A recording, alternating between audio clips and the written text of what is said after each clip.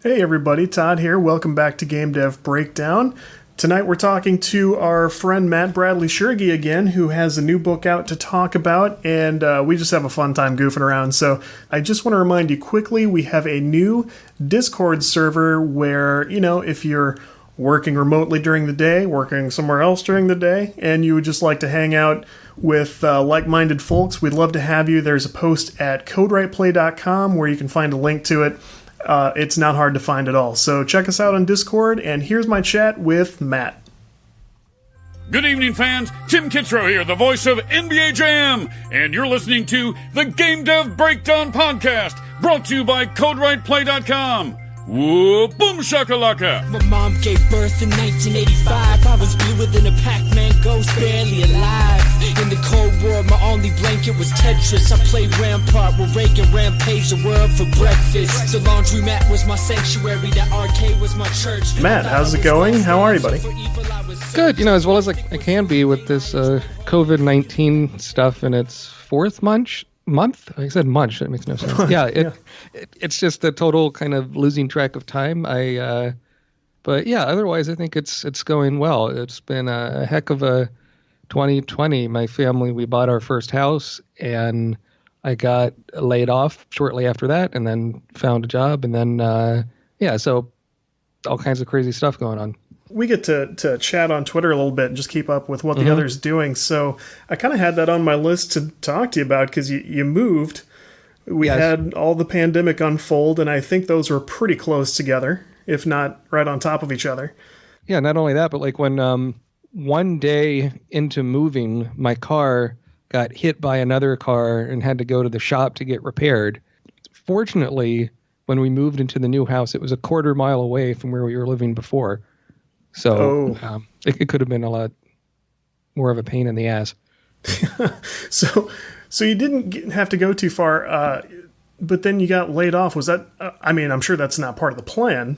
No, and in fact, in a way, I'm glad it happened when it did, because I was able to use that time to finish getting stuff out of the storage unit and everything.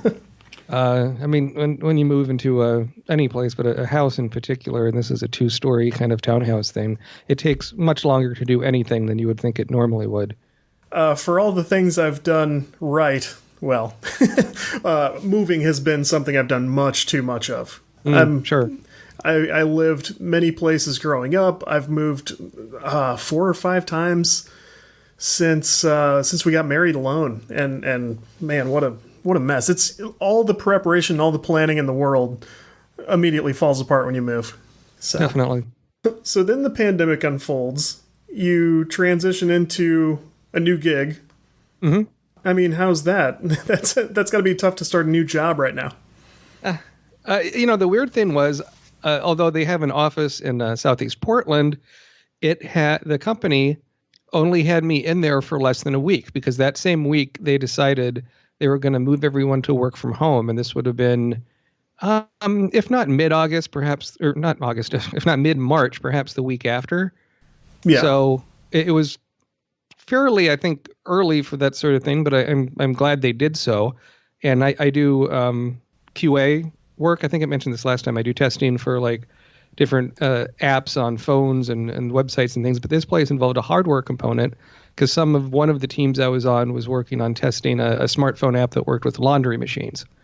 So I have all these like hacked up laundry machines on my dining room table, replacing the firmware and so forth. It was good, but it was it's strange to start a job and start working from home, and then you have to, where before if you needed to give someone a piece of hardware, you just would take it from their desk, but now it involves like a 20-minute drive to exchange equipment. Yeah. Testing is such a hard thing, especially for mobile. The last contract I worked on remotely was, I had a wonderful time. I've told everybody I've enjoyed this so much, but I was working with a startup that was doing like augmented reality and virtual reality in the same app for kids to work with like books. So you can like unfold the book on the table, point your phone at it, and like an animation will play over the page. Very cool. Okay. Yeah. They're going to do great things with this. And I was really happy to be able to contribute for a short time. But the you don't think about the hardware aspect of it until you're, you have your phone. It works on my phone. I need an Android phone to check out. I need to see if I have an old iPhone in the garage. While I'm at home and my contract manager is at home, like we're mailing stuff to each other at the post office and going and buying things. It's such a mess. It's a far cry from my QA days straight out of college in '05, when it was like, try our new business management software and just tell us if anything's wrong. Those were simpler times. Certainly simpler times, and it does make you kind of respect what Apple does with the iPhone, in that it's a pretty standard interface with the operating system across all the devices. But with, if you're at a Samsung or a Google Pixel, it's all slightly different. Oh. And it's just different enough to be annoying. Where you're like, okay, where do I go to turn off location tracking to test out this one thing? And so it's, but I like it. I like working on mobile, I think, more than the desktop apps, partially because they tend to be sort of simpler. But the first time I tested on a phone, like I would get pretty bad wrist pain. And since then I do stretches and I mix up what finger I'm using on the device. It sounds so silly, but you get that repetitive stress. If you think you do it a lot playing I don't know, a game like Candy Crush. I don't really play the cell phone games that much. When you're testing, you're really smacking the same area on the screen over and over and over again, and it can do a number on you. Yeah, I've had that, and I'm sure listeners will go, yeah, me too. But you get that weird, like, hot sensation on one fingertip, and it's like time to mix it up. Stuff you never picture going into it. So since we've talked to you last, you had the release of your book on the films of Uwe Boll, Volume 1, the video game movies 2003 to 2014. Could you please shorten the titles of your books? I did want to hear more about how that went after it came out, because I got to go through it, and it's such a cool guide to movies that people discuss. So, I mean, how are people liking that? Oh, thanks. It really varies. I did try to reach out to some review outlets. One of them did do a review. It was a negative review, and I was expecting a negative review, but one line from it does stand out. It says, witless prose. Was in there somewhere, and I was highly amused. I've written many a negative review myself for movies or whatever. I've been writing online since, oh my God, like 94 or something, when I was in middle school, having my dumb little websites. And to read someone write something like that about something you put, it took me maybe a year and a half to write that first book. It is a surreal, weird experience. I did hear back from one of the actors, Chris Coppola, is in some of those films, and he sent me a nice letter on Twitter saying thank you, that he wasn't used to getting compliments for Uwe Boll movies. Nice. I got an email from Uwe Boll himself, which I wasn't expecting. Honestly, the kind of reaction from Uwe Boll's Facebook page was probably the most positive reaction I've gotten. Otherwise, I haven't really heard too much about it. Maybe the weirdest thing was I was shortly after it got published, I bought myself an extra copy and I signed it, and I did a live version of my sequel cast movie podcast at a local convention. I think it might have been Portland Retro Game Expo, maybe. And as I give away prizes as a gimmick for asking like stupid trivia questions to the audience, and one of the prizes was a signed copy of my book, because why not? And the guy that answered the question correctly, he goes up, he's looks like he's in his 40s or 50s, and as soon as he takes the book, he says, "You don't mind if I sell this, right?" And I said, "No, it's your book now. I don't care what you do with it." But to get that immediately is very strange. How do you even process that? Yeah, I'm trying to imagine hearing that myself. Like, no, it's fine. Yeah, it's something I don't have any control over. I mean, one thing that's quite strange, I don't have that much experience selling books online, is as soon as it popped up on Amazon for sale, it almost immediately had some people that bought it to resell it for like $5 more. That is not the first time I've heard that, actually. I've heard from one other author who pictured somebody going to the mailbox and basically accepting it in person from the mailman and putting it in a different package and, giving it back. Like, not so fast. It's such a funny thing once you're in the, I talk like I'm a published author, not at all, but even contributing one chapter to someone else's book is such a fascinating glimpse into that world. I don't envy the things that authors go through to sort of, try to promote the product. Yeah, and that it's through a small press, Moon Books Publishing or Moon Books Entertainment. It goes through a few different names. I'll look and see what it says in the cover so I have this right. And it's not on the cover. That's fantastic. Okay, so it's like Moon Books Publishing, I believe is the name they want to go by. But yeah, it's the way I worked with my publisher, Brandon, is I just reached out to him on LinkedIn with the book pitch, and he was like, yeah, it's fine. And I'm like, well, it's not supposed to be that easy, but... Sounds good. Yeah, okay. And so we hashed out a deal, and...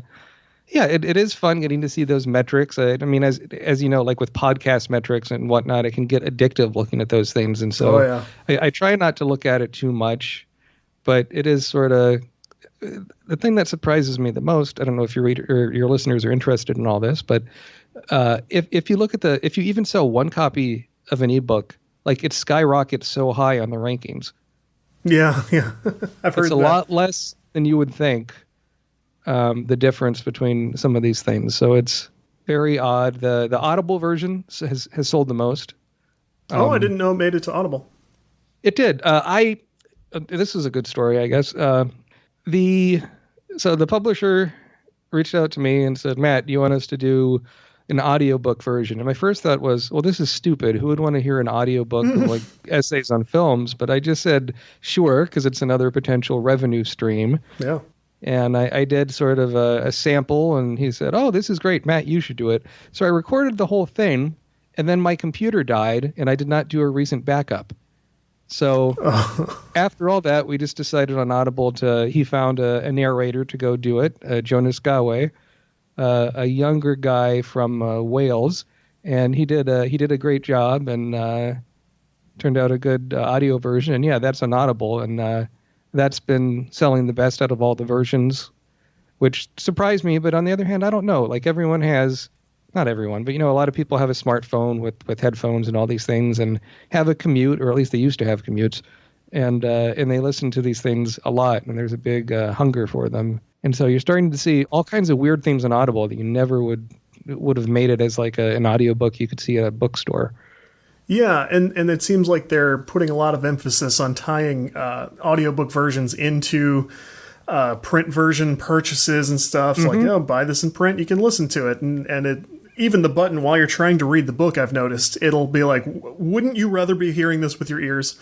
It's like, rest your eyes, just stop and we'll read it to you. And so they're apparently just full speed on that. And Audible is also usually a fantastic podcast ad partner too. I've done that in the past, so they're good folks. I mean, like I'm happy that there's so many cool options as it pertains to audiobooks these days. And they've been doing those original kind of radio play style things where it's done by a whole bunch of different actors. Yeah. The BBC's been doing that for, oh my God, like decades. Radio plays, and just starting to kind of see some of that come up in the States is interesting. It's come a long way, and even, some older, like Stephen King stuff that never got an audiobook now is getting stuff through Audible. So I've heard that, yeah. It reaches all over the place. Very cool. So, but the book we're going to really talk about here is your recent compilation of interviews with video game designers and such, called Simply the Best: Interviews with Video Game Designers, Composers, and Scofflaws. How are we doing with that book now? It's doing all right. The feedback I got from people that did the quotes for it, including yourself, I might add. Thank you for that. My pleasure. It was, I'm getting kind of a better reaction to it than the OV Bull book. I've got to really submit this one for reviews. I haven't done that part of it yet. But the sales aren't quite there yet, but I'm convinced they'll pop up here and again. Yeah, it was weird because the story behind this one, and I think I might have mentioned this a bit even last time we talked on this show, but in college, I was busy and felt like I needed even more to do. So on this website I did with my friend from high school, Zach Huffman, who's a journalism major, and I did game design at SCAD, Savannah College Art and Design. We had a website called, it was originally called Extreme Movie Watchers, and then I think it was called eBoredom. But it was the same site basically, but we just did whatever we wanted, mainly like movie reviews or comedy articles or video game stuff. Yeah. And then with this, when I got to eBoredom, I was just obsessed with doing interviews because I had a big collection of interview books with directors like Tim Burton, or I loved pouring through the PC Gamer, Computer Gaming World, Nintendo Power magazines, that sort of stuff. Yeah. And so I said, well, I'm a college student. I bet if I reach out to these people and say, hey, I'm a college student, I got this website, blah, blah, blah, people will say yes. And I was surprised how many people did. I would say it was probably like a 75% success rate. But this was also back in from like 2003 to 2005. Yeah. And the internet was a very different place back then. It wasn't the Wild West, but you didn't have social media like it is now. Facebook wasn't out when I did these things. And so if you were just reaching out on the transom to talk to some of these people, it was easier to find them, number one, and two, they'd be more likely to get back to you because they're not drowning in emails. Right. This book is kind of like a time capsule of really cool interviews with like surprising names. Some that jump out from the list are Tom Hall, Doom designer, Al Lowe of Leisure Suit Larry fame. You got to talk to Fergus Urquhart of Obsidian. Who else is on the list? Enon Zur is a big one. It's just name after name of people. Like you say, at this point, I would have a ton of trouble getting anyone. I feel like I've said before I might be able to get Tom Hall because we interact on Twitter once in a while, which I need to try to do because he's a great, awesome guy. But these are big, big names, and it's just this little bite-sized glimpse into their world, and it's a really fun read for that reason. Oh, thanks. In the book, they're done in alphabetical order. But I still remember the very first one I did was with probably one of the less famous people, but someone that I knew about, whose website I used to read as a fan when I was in middle school. And this is with Mandy Paw. She was the first female student at DigiPen in Canada, which I believe they have a Washington campus, and Nintendo has something to do with that school. Mm-hmm. At the time, they only had one program that I think was like video game programming or something. I forget what they called it. Now they probably have a few of them. But she also is one of the biggest Mega Man fans out there and has, like reams of Mega Man fan fiction and all this stuff. And so going from someone like that who's great to people like, I don't know, Yoshitaka Amano, who did the Final Fantasy illustrative kind of concept art for a lot of the older games. And that had to be translated too, didn't it? Yes. I mean, I talked to his representative and they got something to me. Most of these were done through email. Yeah. Enon Zur I talked on the phone with. Al Lowe I used AOL Instant Messenger. That shows you how long ago that was. That's such a great little tidbit about this. Yeah. But I mean, that at the time, that was how a lot of people got in contact with each other. And even it was at the very end of college when I was able to get into Facebook, when my college got on, when it was only for college students. And it was a real novelty to see like, oh, there's these people I knew from college and now they look 30 pounds heavier. Or, oh, they're living in this different state or whatever. So it became this sort of obsession, kind of this madness. And as my friend Zach points out in the intro I had him write for me, it wasn't an appropriate fit for what our website was. I mean, it was really, we're really trying to do more of like a Something Awful ripoff or something. But he said I ruined his website with actual journalism or something along those lines. So, and I think he's right at that point, and I'm not sure what drove the obsession. I just loved reading interviews, and you didn't have a lot of that in these kind of longer form interviews in content on gaming websites at that time. Maybe on IGN, but yeah, this was before OneUp.com. GameSpy was around, but yeah, I mean, I was reading gaming stuff when I first used the internet on websites like Happy Puppy or Nuke, or Nuked. When there was barely anything on there. And I think that was even included in the introduction or the foreword. This book is finally an appropriate place for this, pretty well done content that was like otherwise stashed in a, just sort of humor and geek culture thing that you guys were doing. Man, I really related to that because I've been a part of several websites much earlier on when you didn't have to just sort of look at it as like, okay, this person has another blog, and if I choose, I can go see what's on it. But it was like we had a run at actually getting to do, several contributors talking about a variety of things, horror and movies and music and great. After a certain point, it's like you can fall into such a groove that it's like, you kind of need to take this somewhere and sort of do something with it. So I definitely related to that about this book. The AOL Instant Messenger thing kills me because even just like 4 or 5 years ago, it was my first paid interview that had been actually like accepted by an editor beforehand, wasn't written on spec or anything, was done in Skype, but it was done in chat because the subject wasn't entirely comfortable, even though in the grand scheme of things, we weren't talking about anything all that interesting. But later on, I saw this guy in not the indie game documentary, but a documentary about gamers and doing homebrew things and things like that. And so I learned a lot after I actually got to know the person that way a little better, but he strictly wanted to talk in text over Skype. And I even thought to myself, like, Jesus, why don't we just do AIM? The only reason I was able to still get a hold of these interviews is from archive.org, the Internet Wayback Machine. If it wasn't for that, all this would have been lost to the great ether out there. So I can't give that website enough thanks. But yeah, so on the other hand, this wasn't really something I wrote from whole cloth. I wrote it when I was in college, over a decade, almost 20 years ago now. Jesus Christ. So I cleaned up the spelling and the grammar. And the funniest thing for me for that, I spent 3 months doing that, some of which during which I was unemployed, and which was good because it gave me time to work on it while I was looking for work, of course. And at the time, I thought I was real hot shit. I had really good spelling and grammar skills, and there were mistakes all over the fucking place. Like, there's that sort of humbling of, I've actually advanced somehow. Sure. And some questions I think I might have taken out because they just didn't reveal anything or they went on for too long. And one thing I was a bit influenced by was a recent, I forget the name of the podcast, but one of them talked to Neil Gaiman recently. Oh, wow.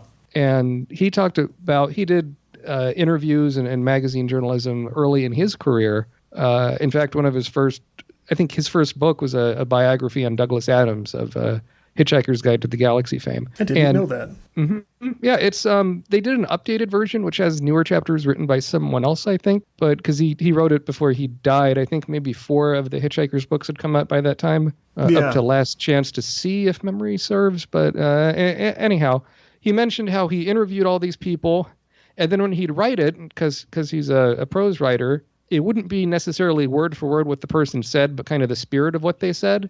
Yeah. And then the interviewees would get back to him and said, well, I've never been quoted so accurately, when a lot of it was stuff that he'd made up. So, although I didn't quite do that, I would make some little tweaks here and there for clarification, kind of inspired by taking Gaiman's lead.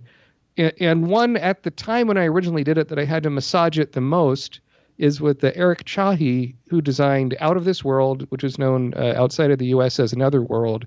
A really influential game to me. It was kind of like Prince of Persia, but used this cool kind of polygonal look to it that didn't look like complete shit, which was unusual for the time. Yeah. And these kind of rotoscope things where this little man and you meet an alien dude in jail and you run around escaping and fighting things, solving puzzles. And so I tried to look up the guy's name, and Google was around at that time, but it was still fairly new. And this guy didn't have a website, but that was not so unusual. He was retired from the gaming industry at the time. And then one of my Google searches popped up the guy's name, and I'm like, well, I don't know how common of a name Eric Chahi is. And it was a bulletin board of people using high-end cameras. And so I just reached out to him and I said, hey, are you the guy who did this game? And then he wrote back and said, oh, my God, yes, I am. Yes. Here, do you want to? And when he got back to me, the answers he gave were, although they were in English, I believe he's French, there is extremely broken English. And so I had to really do a lot of heavy lifting to get it, readable. And so that's one of those that really stuck out to me. And I told this to one of my college professors at the time, and the professor was arguing with me, like, aren't you misquoting the person? And I'm like, not really, because if I left it the way I got it in the email, it would look, with spelling mistakes and all, it would look really poor. Right. Like it would make them look bad and it would make me look bad.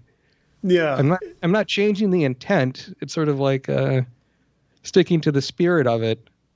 That's exactly right. That's the policy I personally adhere to, and I know a lot of industry writers who I've interacted with, at least, that's what they stick with as well. Nathan Munier has written a lot of good stuff on this topic, including one book strictly on interviewing in the game industry, which is such a funny niche. But he says in it, it's a good idea to edit someone for clarity. And the ultimate guide is, if this person looks back at the sentence, one, is it going to stand out to them as like, that is not what I said?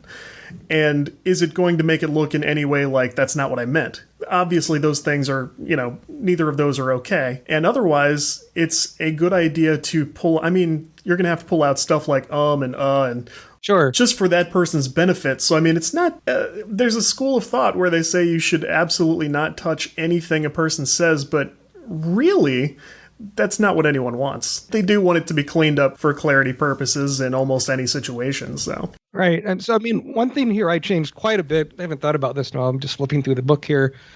So in the beginning of each section, it has kind of a brief couple of paragraphs setting up who the person is that I'm interviewing for context. Originally, those went on for a lot longer and had things like website links. Well, so much time had passed, and because it's also a physical book as well as a Kindle book, I didn't want those websites in there.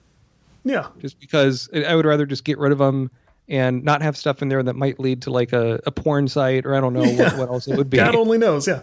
and I also, at the time, I thought these were brilliant little pieces, and as I reread them, like, it just feels like bad Wikipedia fan fiction. So I tried to really concentrate those early parts. One interview I remember being it was one of the two I did over the phone, I guess, besides in Anzur. I did it with Mark Manassi, who wrote this crazy 400-page Wing Commander strategy guide called Secrets of the Wing Commander Universe. And he cursed a lot in the interview, and I kept the curses in, and he said, "Can you take them out?" And I said, "Nope." Because that's fair. I think so. I think it's more honest to curse than not curse, but you don't stop a sentence and the word shit is off the record, by the way. Yeah, that too was a bit odd, but I guess what really blew me away, he talks about, I got the page up right here, from Mark Manassi. Game books are supposed to be 120 pages long. I turned in this 500 to 600 page book, and the publisher said, "Oh my God, what are you doing?" Keep in mind it covers 8 games if you include all the expansions. And he paid for an illustrator out of his own pocket to do these custom illustrations. I don't think the book did very well, but he had done much better doing all these books on like networking and so forth and more non-game stuff.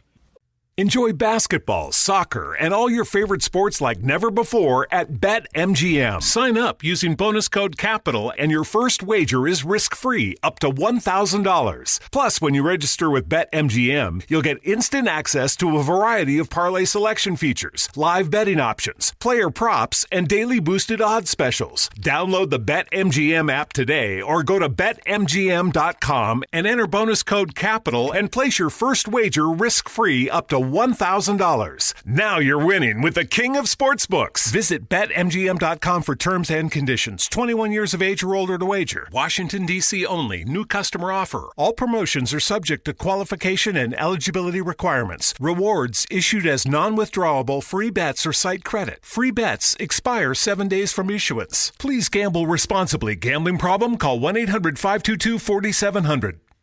Enjoy basketball, soccer, and all your favorite sports like never before at BetMGM. Sign up using bonus code CAPITAL and your first wager is risk-free up to $1,000. Plus, when you register with BetMGM, you'll get instant access to a variety of parlay selection features, live betting options, player props, and daily boosted odds specials. Download the BetMGM app today or go to BetMGM.com and enter bonus code CAPITAL and place your first wager risk-free up to $1,000. Now you're winning with the king of sportsbooks. Visit BetMGM.com for terms and conditions. 21 years of age or older to wager. Washington, D.C. only. New customer offer. All promotions are subject to qualification and eligibility requirements. Rewards issued as non-withdrawable free bets or site credit. Free bets expire 7 days from issuance. Please gamble responsibly. Gambling problem? Call 1-800-522-4700.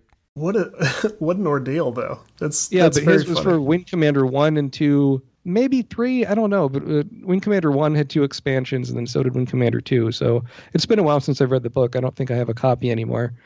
but yeah, and as far as the interview subjects being pretty broad, I have a lot of weird obsessive interests, and from all the, I mean, as a kid, I would read Nintendo Power as a 7-year-old and living in Argentina, and I had a subscription, but would get the issues really late.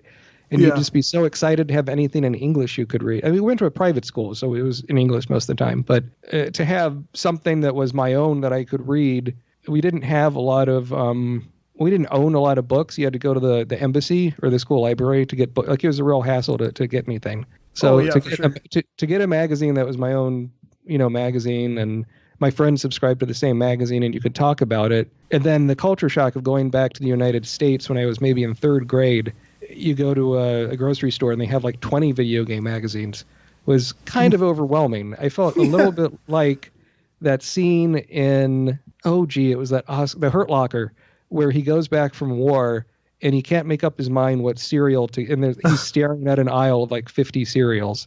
Yeah. Like, that was something I could relate to a good bit. It's funny because you mentioned my buddy Rayan Ali, who wrote the NBA Jam book, and he has a similar story because he grew up in Pakistan. And so he would, go through all of this process to get old wrestling tapes and magazines and just any cool thing he could. And now I'm sure he feels a little overwhelmed by it. Right now we live, I think it's about an hour and 5 minutes from where I was born. So I've moved around quite a bit, but it's never been out of the time zone, at least. So I've been fortunate just to travel. So I've got respect for y'all and how you've adapted to living all these different places. It's pretty cool. Thanks. Yeah, time zones are trickier than people think. People always get them messed up, even just 3 time zones in the U.S. I've been doing some freelancing recently for a Fanatical, and they're based in England. And when they say they want something by Friday, what that really means is I need to get it done either on Thursday night, or if I get up at 5 a.m, it might be like 3 p.m. over there or something. I run into this with podcasting routinely. Like you said, even within the U.S., somebody in L.A., and sometimes it's me. Sometimes I'm the one thinking the wrong direction, like they're 2 hours behind, 2 hours ahead. And I've not missed any calls, but I've had some close calls just because I'm not used to it. Sure. Something else that's interesting about this book is that some of these projects have been lost to time a little bit too.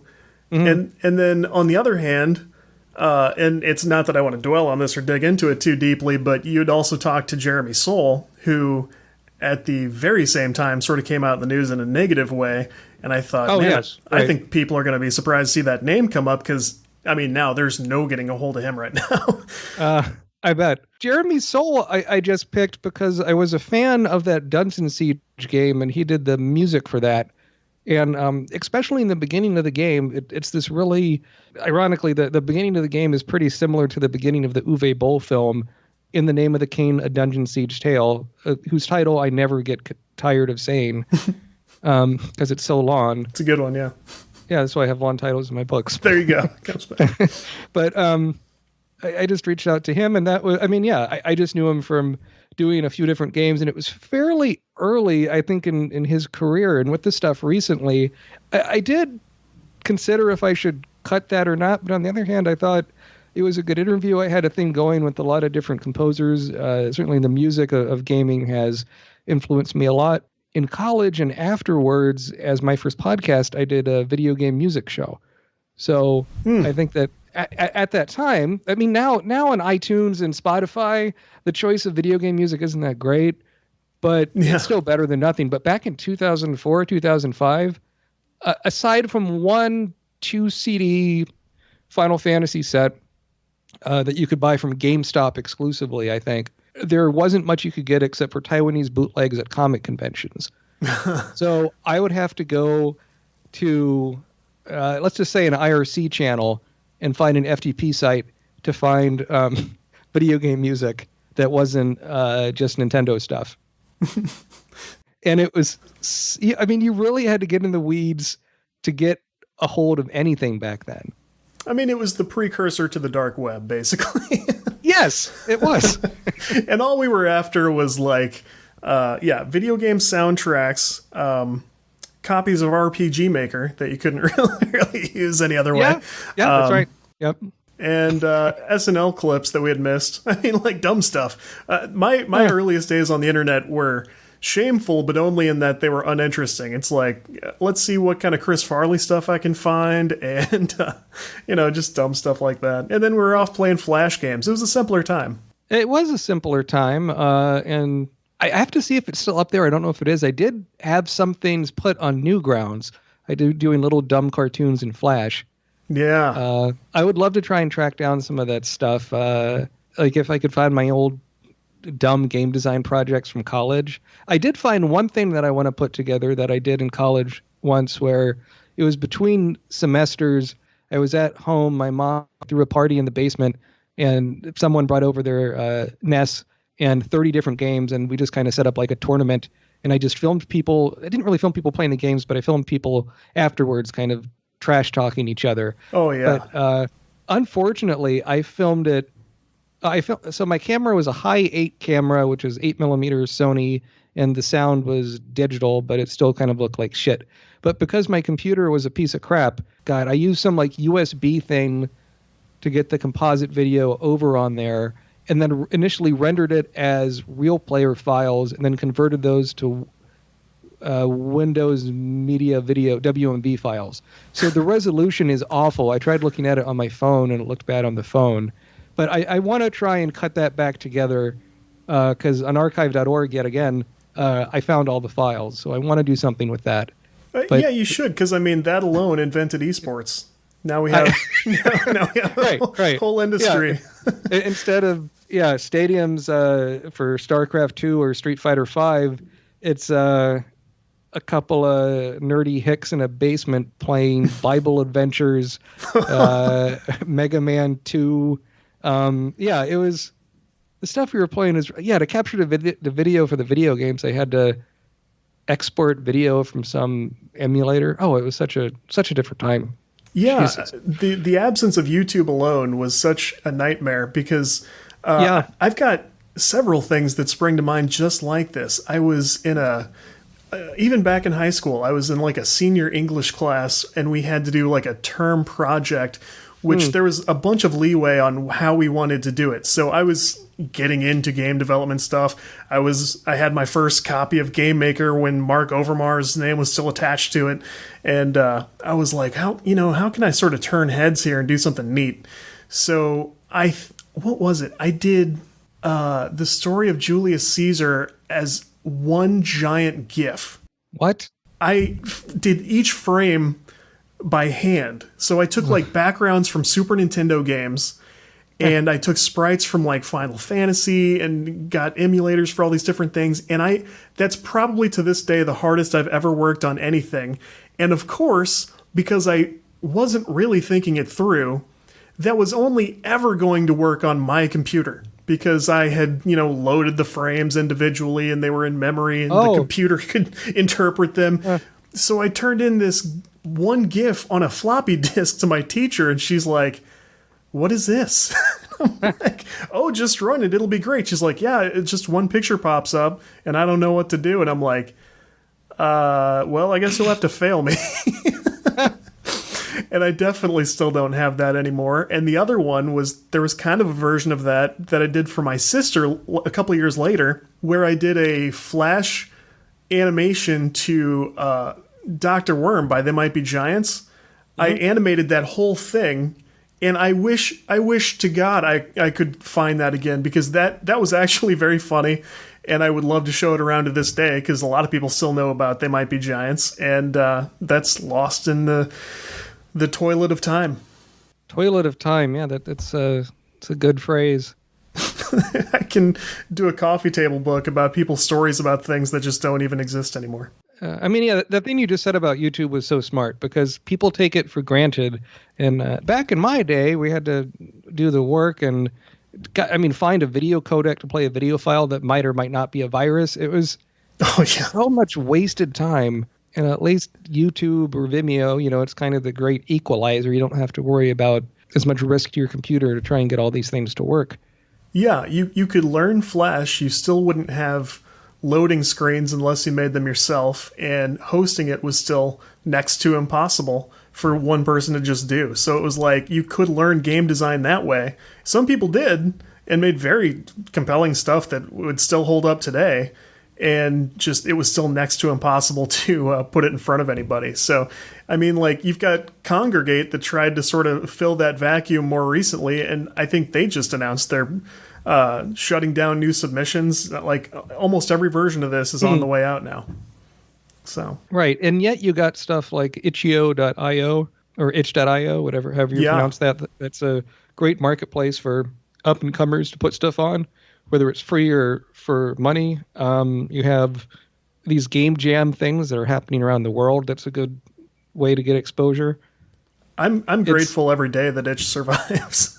I don't. They seem to be doing okay, to their credit. So I don't mean to like cast a dark cloud over that. They seem like they're doing fine. It's hands down the single best way to host a game jam now. I've done it myself. It's great. So I really love what they're doing, and they have a great system for press accounts. They were the first place to accept me. I just sent them a link to a couple things I had done, and I can play most of the games that get submitted to Itch if I want to do articles and lists and stuff. They make it very simple. That's great. So long live Itch. Yeah, long live Itch. Yeah, so a lot of who I interview in the book are composers. And even as a kid, I was so obsessed with video game music, I would take a tape recorder and put it next to my computer speakers and just walk to different rooms in like Gabriel Knight or Space Quest and just record on an audio cassette.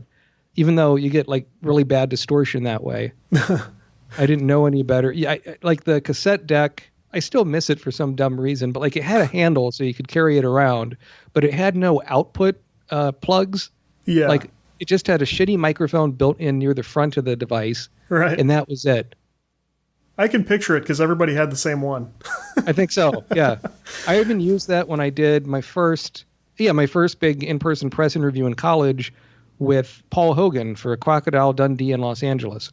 Oh, awesome. And I didn't want to spend the money for a digital recorder, which were about $200 at the time. So I had this chonky $20 Radio Shack cassette deck. Oh, yeah. Yeah. That reminded me of just a very funny, stupid thing that I did one time. One of the big names associated with the X-Men animated series from the 90s was at an event in my area, only about 15 or 18 minutes from here.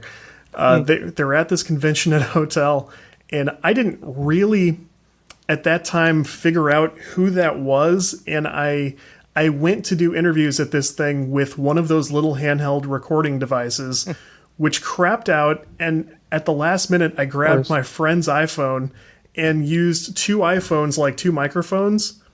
This actually led to very good sound. So if you're ever in a pinch, that's something worth trying. But the people I got were two people at my friend's indie comic label, and then we did not talk to this animator from the fantastic 90s X-Men series. And so that's the biggest one that got away from me to this day. I had to record interviews on an iPhone for, I guess you'd call it the third video game music show I've done. I did it for maybe a year at KBOO FM in Portland, Oregon. I was at the Portland Retro Gaming Expo and talked to this YouTube guy, the Gaming Historian. Yeah. Oh, yeah. And he does real good stuff. And I asked him, what's a video game piece of music that means a lot to you? And his response initially was like, come back in a few hours. I need to think about it. Oh. So I came back in a few hours, and sure enough, he had an answer for me. So that was cool. Unfortunately, because I just was recording it on the iPhone, I held up the microphone end to my mouth and not to his. So there's no winning, It's there's no winning. I tried to, balance the audio the best I could, but oh well. I love that this is a focus for you because I come from a musical background myself, so I'm always sort of thinking about that when I'm interacting with games. And the first couple of times I heard a noteworthy composer speak about, their process and what they're thinking and feeling when they do this work, I not to discredit anybody, it sounds like nonsense. It just sounds like touchy-feely, like, what are you even talking about? And if you really put time into it like you have, and you start to get some feedback from many very talented, very gifted people who do this, they start to sound like they're kind of on the same wavelength. And it's like, maybe there is something there that they are in touch with and I'm not, and their stuff sounds like this, and mine sounds like filth. You know, it's like they definitely do have this wavelength that they're sort of on, and they're in this zone. And it's fascinating because, I mean, it's almost too difficult to even put into words, but to hear them talk about it is everybody should do it who's involved in music, because it's really something else. Yeah. One of the earlier interviews I did for this book, originally way back in the day, was Frank Klepacki, who is mostly known for doing music for like Dune 2 and a lot of the Command and Conquer games. In his interview, he really goes on about, I think one of the first games he did music for was like Dragon Strike on the NES, and then moved on to things like Carandia or Command and Conquer, or even did the music for Blade Runner, which used a lot of licensed music by Vangelis from the film. And to just get that sort of the evolution of how music changed over time, I think in the Frank Klepacki interview and in the Al Lowe interview, where he talks about how awful it is to compose PC speaker music, where it was more like programming and it was painful to listen to, is something I really like about these pieces I did for this book. I wish, the only thing I regret is that so many of them were email interviews, and because of that, you didn't have a lot of back and forth. Yeah. And that's something that when I did my first Skype interview, I thought, it's strange and this is a little bit awkward, but at least I've sort of got him on the hook till I say, like, obviously if he says he's going to go, he's going to go, but I've got him here. And as long as I can figure out what I'm going to need to know later, I've got this guy and I can do this back and forth. So doing it over email is a much different game, seems much more difficult. Yeah, it's impressive that you managed to get really anything of value through those means. I mean, sometimes it's all you got. Right. And I would say, if I was giving advice to someone looking to do interviews for people, look on their website for a contact, or now you can look at their Twitter page. Although if you send them a tweet, they probably won't respond. And just keep an email or tweet or whatever you're doing that's short and to the point. And then when you get them for the interview, like a good way to sell them on it and say, hey, do you want to talk for, I can do a 10-minute interview or say 9 minutes, because that's a bit stranger, just to get their attention. Yeah. And then once you have them on, do your research, do your homework, have a list of questions you want to ask, but then be prepared to throw it away. Because I can't tell you how many interviews I did early on in my career where I just asked question after question like a robot, not even listening to what the other person is saying. Because ideally, you want it to kind of flow like a conversation, even though you're complete strangers. Yeah.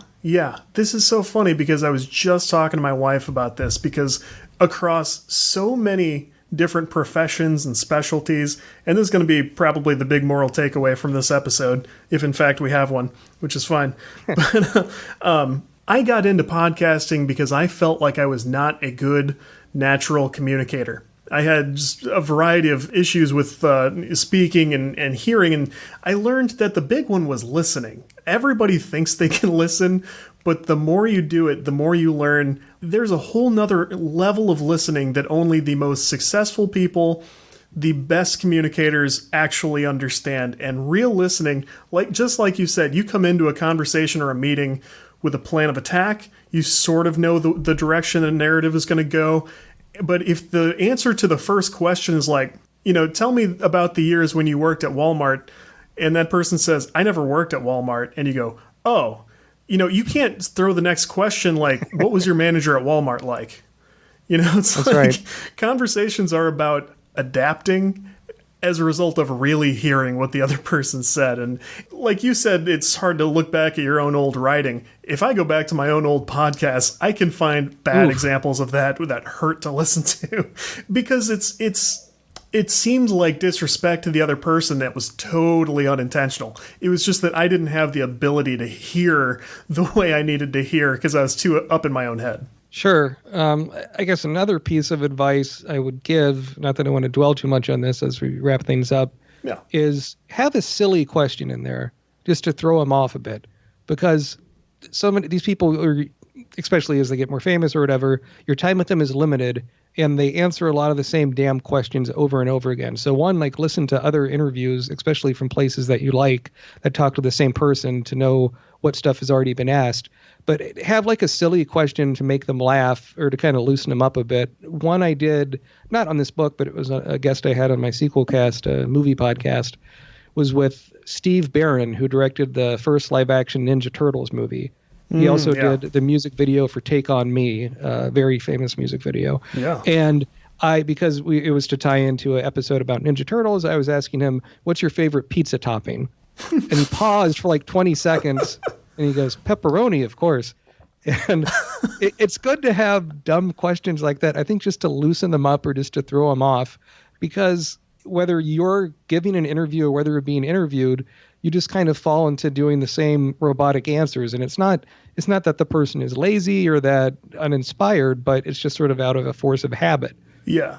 Yeah. And you want to shake that up a little bit. Absolutely. I think that's good advice that people can, because, I mean, you know about this. I mean, anything in the game industry, it really is a lot of interaction between people, even if you think you're doing like a solo indie. There are people you need to communicate with, and there's things you need to get out of that, and there's goodwill you need to extend. And so the communication aspect of it is just so important. So before I let you go, let us know what your favorite pizza topping is. Okay. I will say it's one that the Ninja Turtles scared me for years. But when I finally tried this, it was quite a delight. I'm talking about anchovies. I like fish. I like salt. They taste like super concentrated salt fish bombs on a pizza. And it's an acquired taste. But if you're adventurous when you go eat sushi, try anchovies next time you get a pizza. I never thought you made that connection before I did. Of course, any young turtle fan would be concerned about anchovies, and I was too, and I didn't realize that's probably why that was. And when I tried them, I liked it. So, how about that? There's the takeaway is anchovies. So what's next project wise? I mean, are you going back to the film book, or what's next? A mixture of a few things. I have some big pitches out to some different venues regarding books, but I am starting work on volume 2 of the 3-volume Uwe Boll magnum opus I'm doing. The most difficult thing was this first chapter. So the other 2 remaining Uwe Boll books are about his other non-video game films, and I'm just calling volume 2 the early drama films, and volume 3 is the later drama films. And as part of that, his early work is in German. And although there was an Amazon exclusive set that's out of print on the early Uwe Boll films, some of those don't have any subtitles. Oh. So what do? I don't really speak. I dropped out of a German class in college, but that's it. So yeah. I used a website that did AI technology to translate from German into English somewhat poorly, and basically made my own not very good subtitles to review some of these early movies that don't have an official subtitle release. So it's better than nothing. I don't think those would be the best chapters. You've worked nearly as hard as he has on this stuff. Oh, I don't know about that, but sure. It is the email I got from Uwe Boll about the first book. He said he read it in one sitting and he thought it was an important piece of work. I'm paraphrasing here, because it actually described what happened in the movies, which on the surface I think is kind of a strange comment, but I think what he's trying to say is maybe in a lot of reviews of his movie, people talk more about Uwe Boll the person than the movie itself. I could see that, yeah.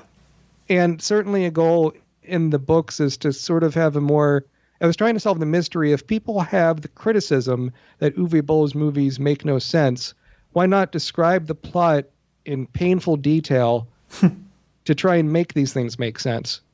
Right. That's kind of my mission statement, but so we'll see how that goes. I hope to have those 2 out before the end of the year. It might bleed into 2021 a bit. We'll just see what happens. And otherwise, I wouldn't mind getting back into game development again. I've been flirting with a few different programs, and I think the adventure game studio, I wouldn't mind learning a lot of. I tried to teach myself that one in college to make graphic adventures, but there wasn't much out there. But now with YouTube tutorials, especially for someone like me who's very visual, it's much easier to get the basics down on something. Oh, yeah. You can't help but learn these things now. It's pretty awesome. Yeah. So for interested folks, where can people reach you and follow what you're up to?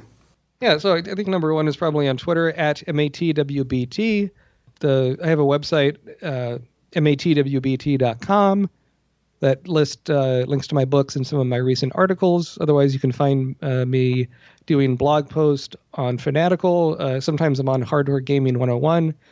And my podcast is called Sequelcast 2 and Friends. It's at sequelcast2.com. And I have an announcement here that I guess is an exclusive, because by the time this episode drops, but we recently became part of the Greenlit Podcast Network, which is a host of such podcasts as Retronauts and Hardcore Gaming 101.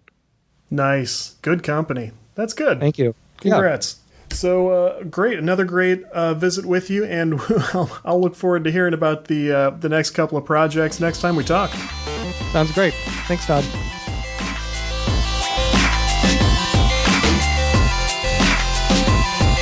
Congratulations on your game dev breakdown, whatever that is. Sounds idiotic to me.